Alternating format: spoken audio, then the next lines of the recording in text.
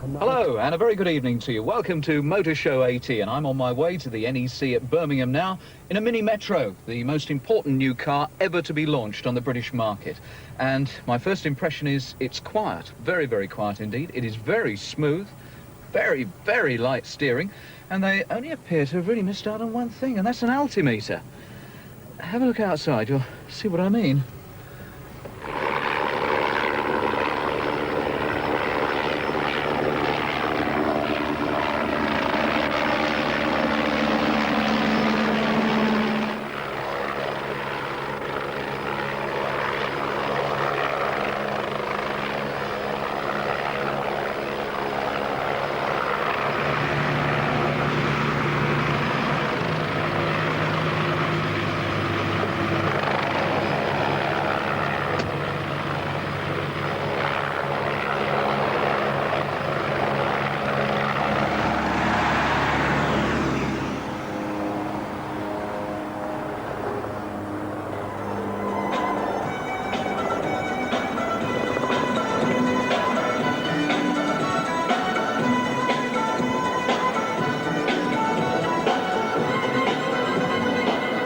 And welcome to the NEC. And if you think all the razzmatazz of the Lionel Blair dancers has got nothing to do with motor cars, then I must say you're completely wrong, because Motor Show 80 is about solid entertainment. There are, of course, lots of new ideas here and a lot of new cars. Let's start off with Stuart Hall, who's met a Rolls-Royce.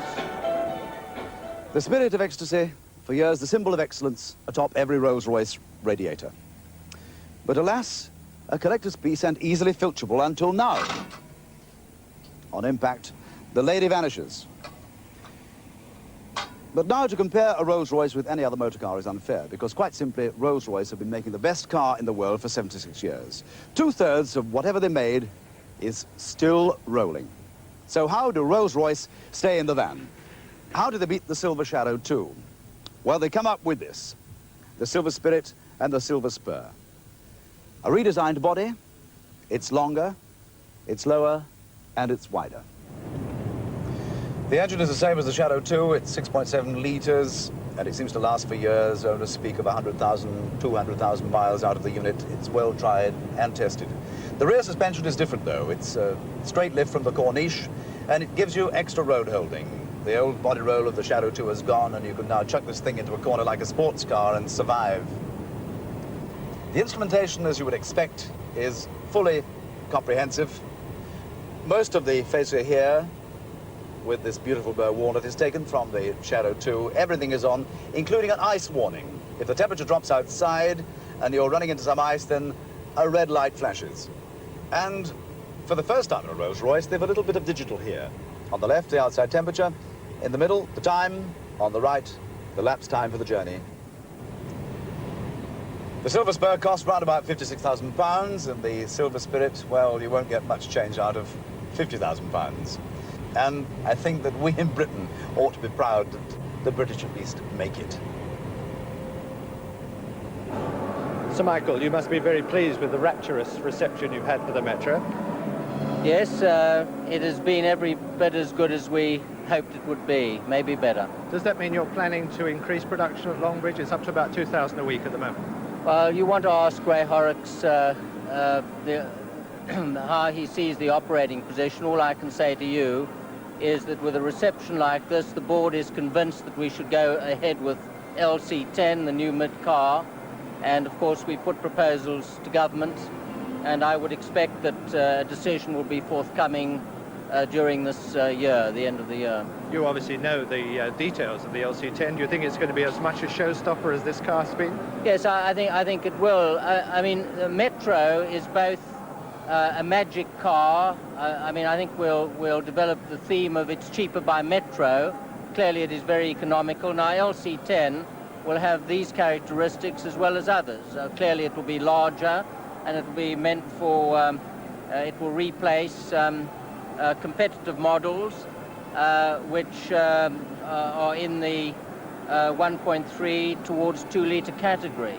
I mean, it's a different proposition, but I think part of the interest in Metro is the fact that 2-3 years ago, people didn't think we'd ever build the Metro. They didn't think Beale would survive to get to the stage. Now, it has, And I think that LC10 is going to be really the climax of our product regeneration program. Well, we certainly hope so. Of course, the Metro is coming into a very tough sector of the market with a lot of strong competition. It's got a good reception, but is it going to be standing up against that competition in 6 months' time? Far more than standing up. If you analyse the position, as a lot of motoring chaps have in the last weeks, it really beats the competition on almost every point. I've driven the Metro at 96 miles an hour. I'm assured it does 97, but I didn't try. But I've driven it at that speed. It's absolutely superb in road holding. You've got the petrol consumption, I needn't comment about that. You've got the remarkable space, the internal space. I think it's got everything. I suppose the key question is, when at its build-up in production does it start making money for BL? Well, it doesn't really work like that. Longbridge without Metro is losing money. Longbridge with any number of Metros loses less money. Longbridge with more Metros loses even less. In other words, it contributes to the overall economy of the company as the production grows. Provided its gross profit is good, which it is, the more we sell, the better we are. Now, I'm really saying that you mustn't see Metro as the answer to BL's problems on its own. It's a factor in the overall scene. It's an important factor. Clearly it will be profitable from the word go. Whether BL Cars is profitable, however, depends on fleshing out the rest of the range. And we really want Mini, we want Metro, we want LC10 leading up into the Rovers and the Jaguars. That's what it's all about. Well, if you find walking around the show a little bit tiring, you can always try this sort of tunnel of love arrangement that Dunlop have got here. You can see all their exhibits, and, well, it takes the weight off your feet. Here's Jan Leeming. Dee and I are just going inside. Well, I reckon I've got the best job here today. I found someone else I wanted to talk to, Norman Wisdom. Norman, I don't like these microphones. If we stick together, I don't have to keep doing this. No, well, I'll tell you, hold it there, and when you pull it in... Now, look, I'm supposed to be being serious. Yes. I know you love cars, and I know you've got quite a few. Well, I've only got, you know, the occasional. I've got the Bentley, the old one. It's old. Yes. But it's beautiful. Continental Bentley. Yeah. Got a roller. That's what they call them. But the BMW is the one, and the motorbike. That's you must come and have a ride on the. Oh, listen, I won't go on my husband's motorbike, let alone yours. No, but and I also know you've had a little wander around the show. So, what are you going to buy to add to the stable? Well, there's upstairs. There's a special place with a motivated skateboard, and it's smashing. It's very fast, 0 to 60 in 20 minutes. You don't still use your skates?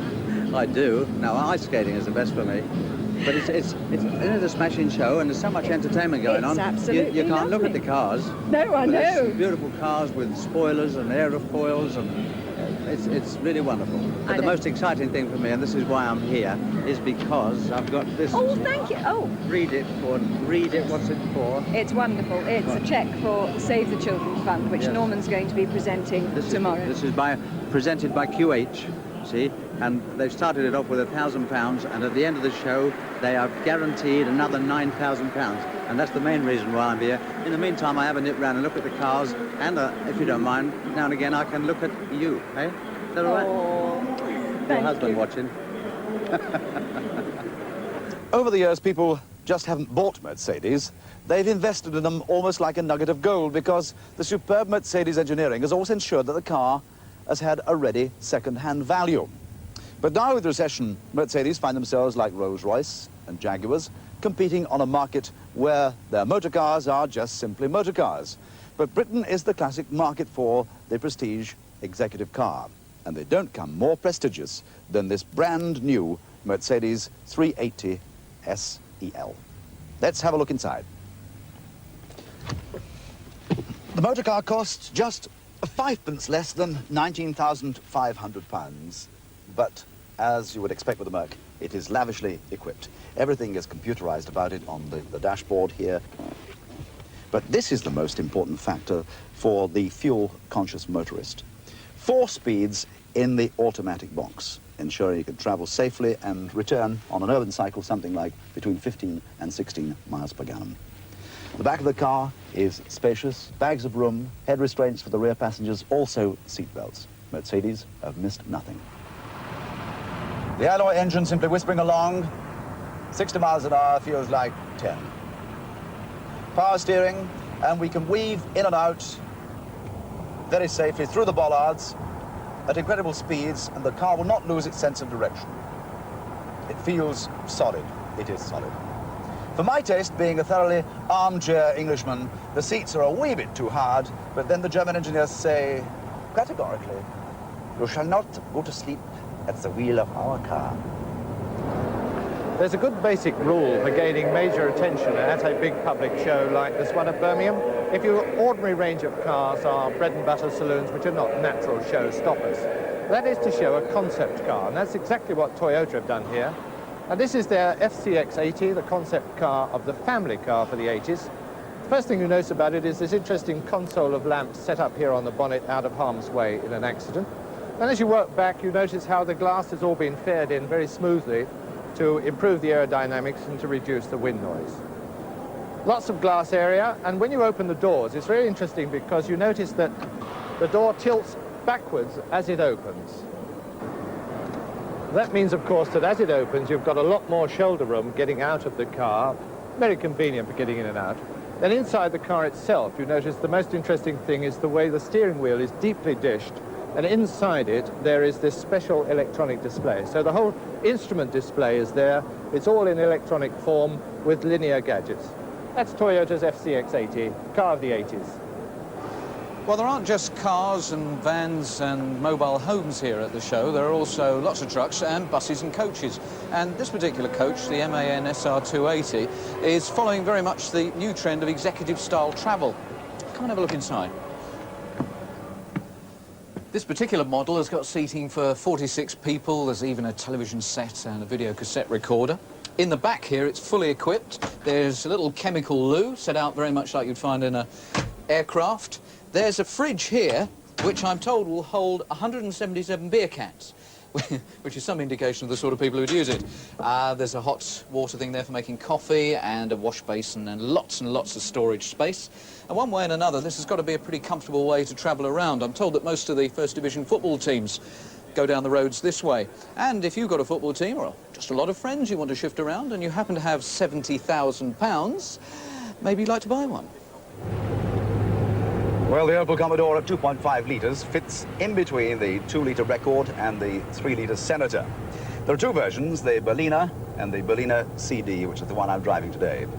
It comes in at round about £8,700, so what do you get for your money?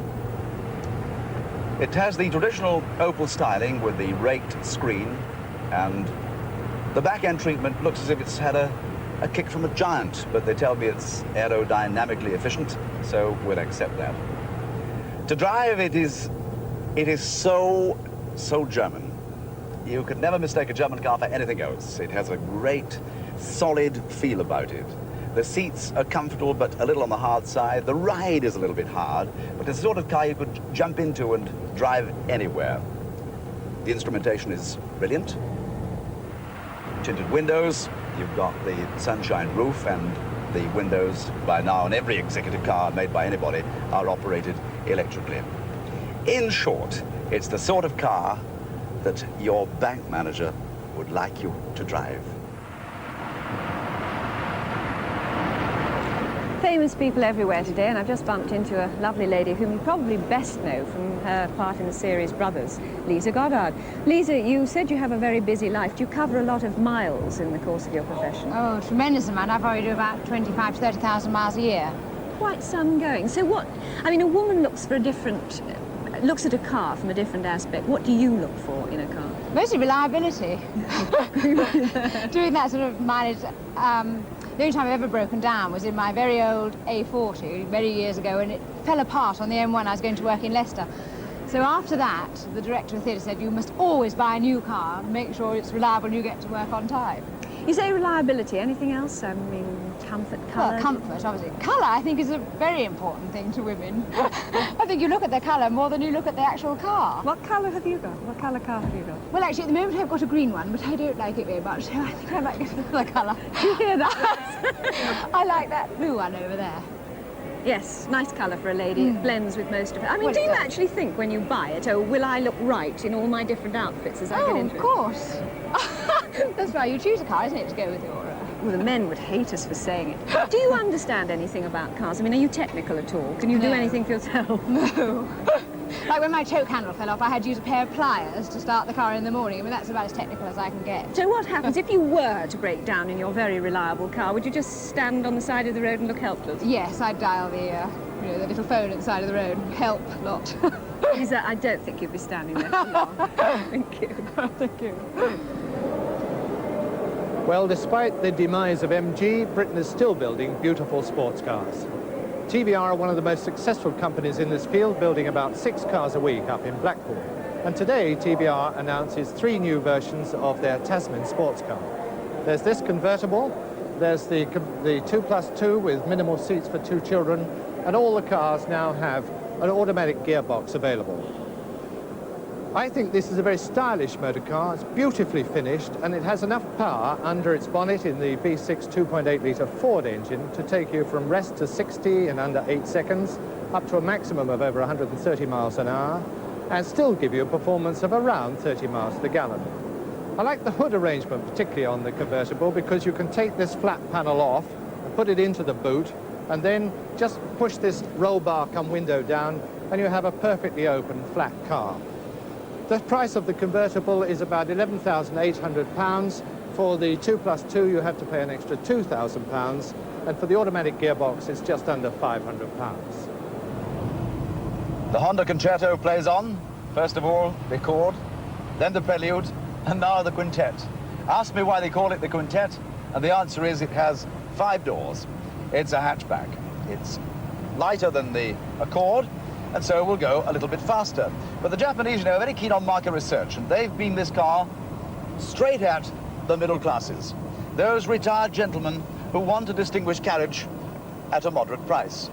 And the price is slightly below £5,000. 1,600 cc's under the bonnet, coming through a 5-speed box that I find, I'm afraid, a little undistinguished. It's like stirring a sago pudding. I will just slap it into 5th speed for you. But in all fairness, the car is well finished. They've done the homework, these fellas, over there, and it's the gadgetry that really hits you straight between the eyes. There's a little lever here that you can turn to raise or lower the headlights. Everything is fingertip control. Is the open and shut sunshine roof, just like that. Not even winding with a great big lever, all at fingertip. On the fascia is a little check to find out if you've got any brakes. And we press again just to make sure all the doors are shut. Well, as a package, I'm afraid it doesn't really appeal to me, but I'm quite sure that there are 1 or 2 retired accountants and bank managers who will relish this car and think it's a wonderful machine.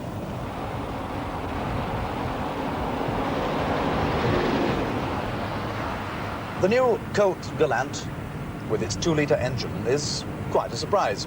It develops about 110 brake horsepower, so you can gallivant along at 100 miles an hour if you so desire. Power steering is standard, and it is very, very precise indeed. The gearbox has 5 speeds in it. Now let's have a look around us at some of the extras on other cars, but which are standard in this one. For a start, we've radio and stereo, gadgets to adjust the seat, and a small gadget here on my seat that I value quite highly, because you turn the handle here and a small pad comes out from the back and it just nestles right there where you need it most. All in all, the Colt Galant, not a bad package, and you get a penny change out of £6,000.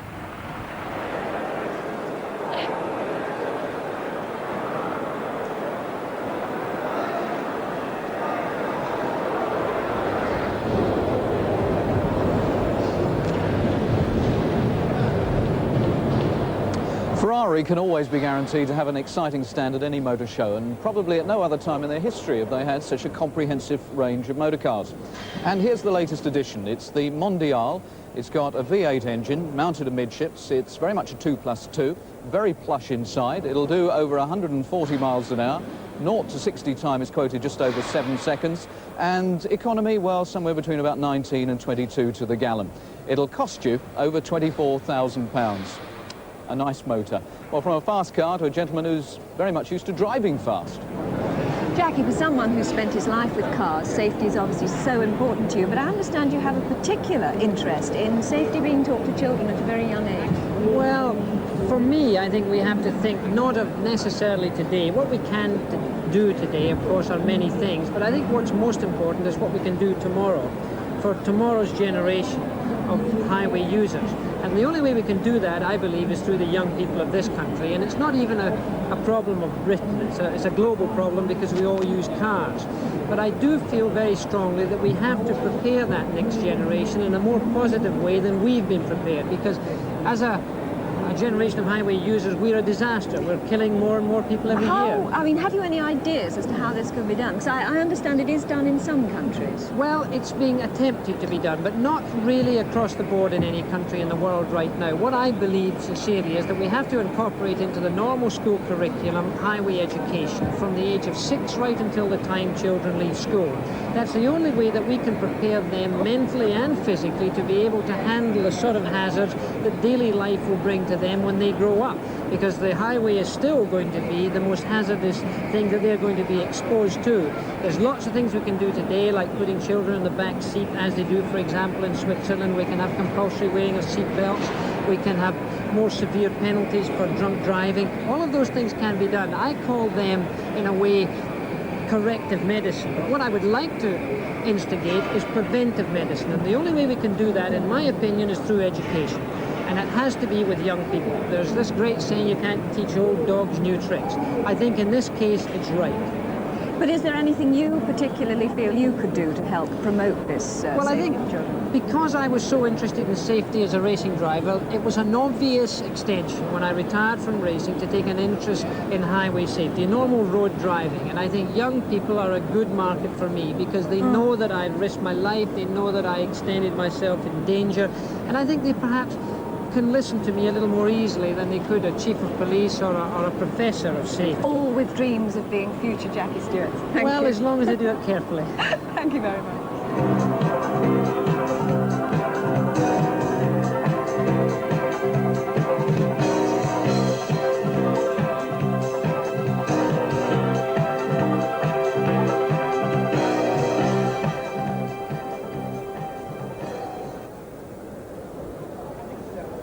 That's the Fiat Panda, which is Fiat's latest effort to get into the small hatchback market, and which is here in Britain for the first time at the Birmingham Motor Show. It is, of course, a car based on the Fiat 127 with the transverse engine driving the front wheels, and it's using that same 127 engine of 900 cc's.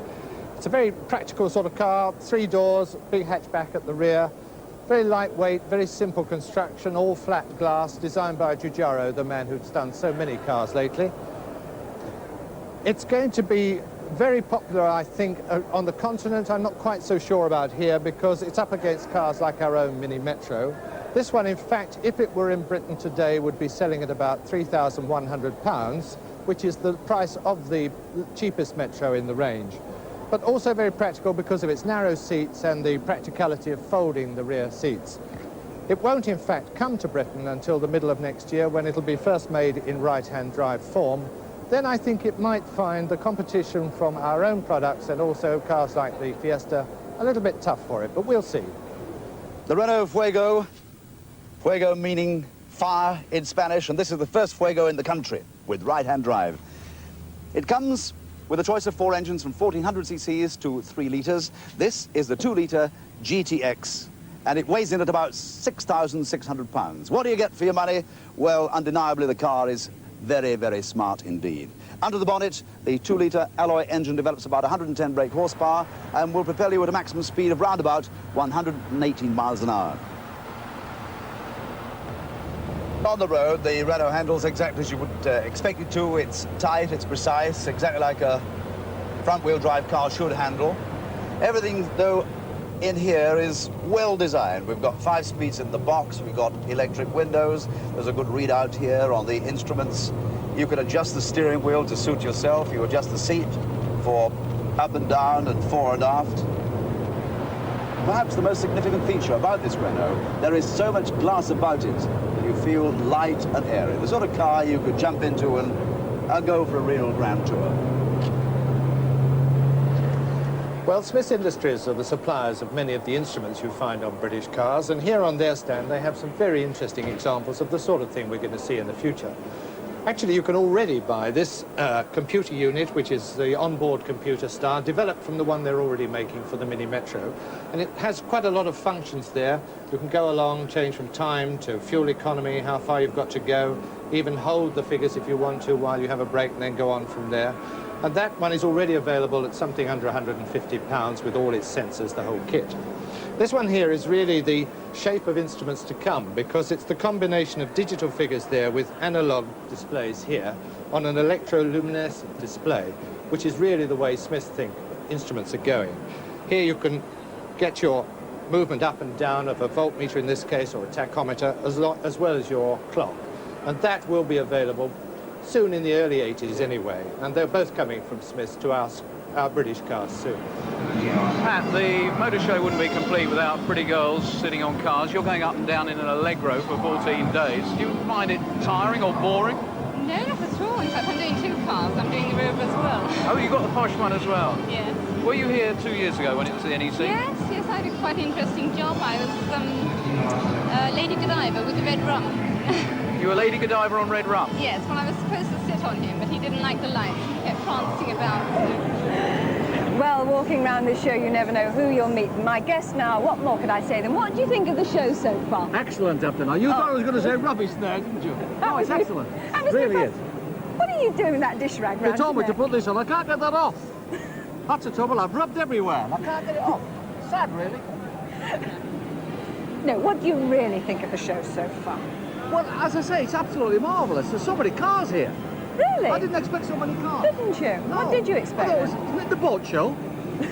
That's a bit down the worried. other end. Oh, is it? Oh. Well, I brought that dinghy for nothing. No, there's a lake outside. Is there? Yes, yes, Oh. yes. I'll Now- see you in the boat then, later on. Righto. Don't tell them all. God, you're stronger than you look. So sorry, Eric. That's all right. No. Now, Eric, if you've had a chance to look around the show, what would you most like to take home with you?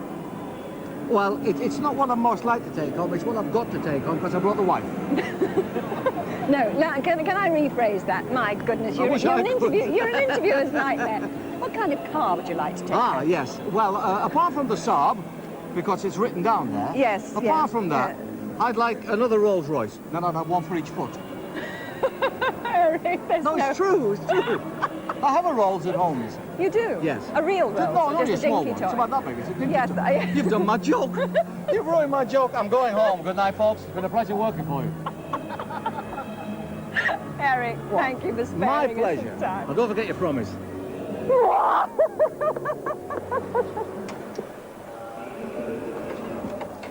Well, in this programme, we've talked an awful lot about comfort for the car driver. Here's comfort for the truck driver. This big Renault cab has a sprung seat. You can adjust your weight for the driver. It has all sorts of facilities here. It has air conditioning. It has television up the top there that the man can watch when he's lying in his bunk. Double bunks. Even down under here, a special double ring gas stove and a sink unit with its own water supply. A fridge at the back there. Special heating so that if you're stopping overnight in a cold climate and keep the cab warm. Even curtains to shut it right off, so it's perfectly private and restricted. And of course, it does cost a bit extra. This truck as a whole unit costs £40,000, so these few extras to look after the driver's comforts come with it nicely.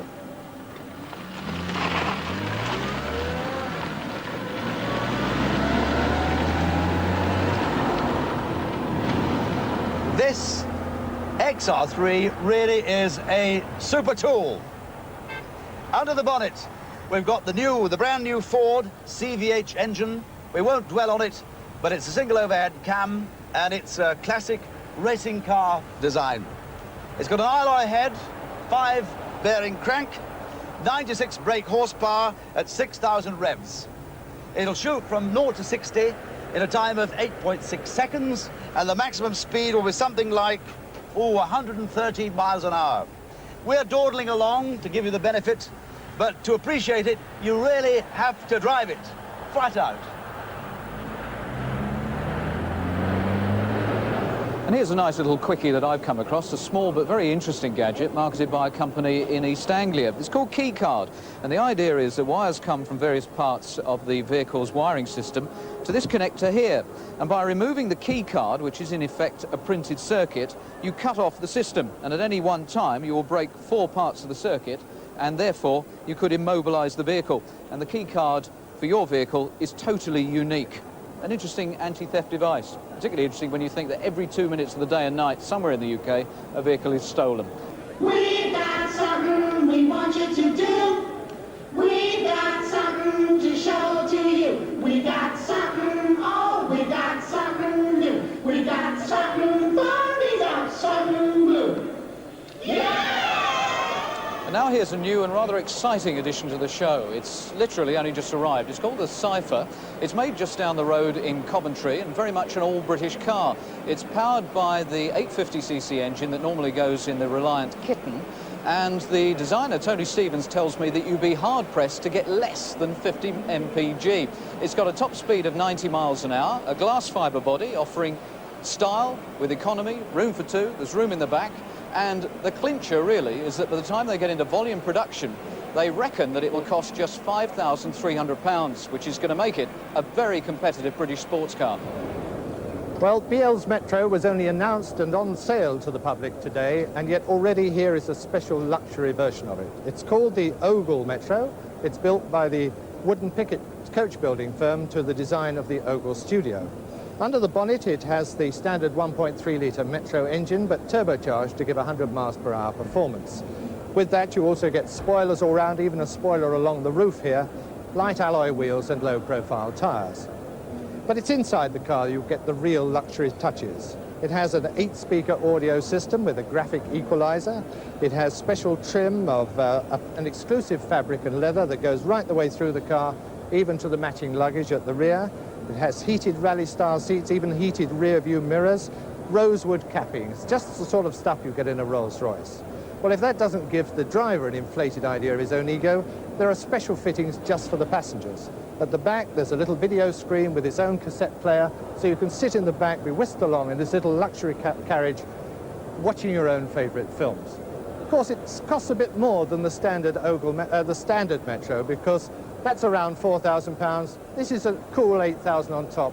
Retails at about £12,000. Well, unfortunately, we're just about out of time. But Jan, a dream car? Anything that you've really seen here you like? Lost my heart to a veteran car. But this is Motor Show 80. You got... I'm an old-fashioned girl. It's lovely. I can just see me with a bonnet and a tie, you know. Lovely. Not very good for rainy weather, though. No, not quite. You obviously like the Ogle Metro, Frank. Very much. What about the show 2 years on? How much has it changed? Well, I think the main difference really is that people are much more fuel economy conscious. After all, 2 years ago, petrol was about 75 pence a gallon. Now it's 130 plus, and therefore everybody's talking about drag coefficients and fuel efficiency, fuel economy figures, rather than brake horsepower maximums, that sort of thing. The emphasis has changed right through the show. Right, Frank, Jan, thank you very much indeed. We've certainly been promised that the organisation here has been really sharpened up, promising you a great day out. If you come to the NEC, have fun with Motor Show 80. Good night.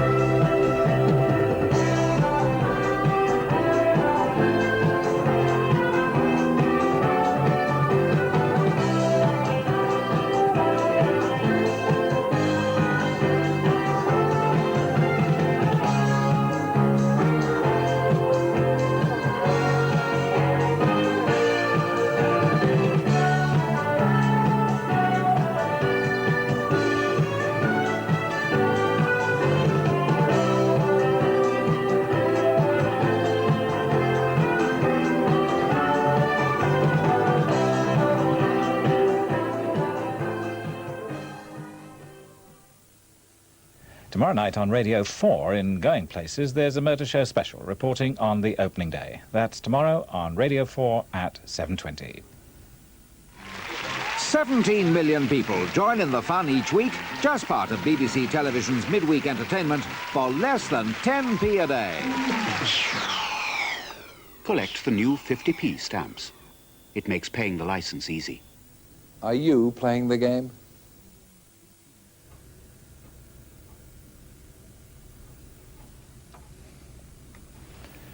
A late football result: England B team 1, USA 0. Now BBC1 begins a new series in celebration of the British arts, Best of British. Tonight's programme features Elton John.